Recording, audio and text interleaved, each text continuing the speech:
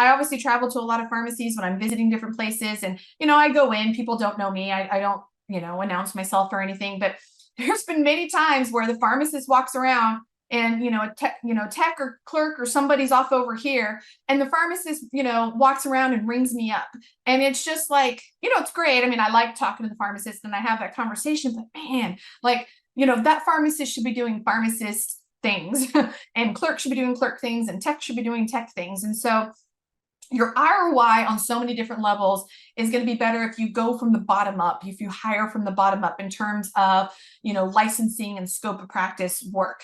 And that way, when you have a team like that, if you're that pharmacist, then when you build that team, and that's kind of thing, like in a previous video, I've talked about becoming a pharmacy CEO and really starting to own the pharmacy and not just be an employee in the pharmacy. That's essentially how I build up a pharmacy. You start at the bottom. And by the bottom, I don't mean the least important or the least paid. I mean bottom from a legalistic, like, scope of work viewpoint. A clerk is not licensed, those kinds of things. So start from the least licensed, least restricted thing and work your way up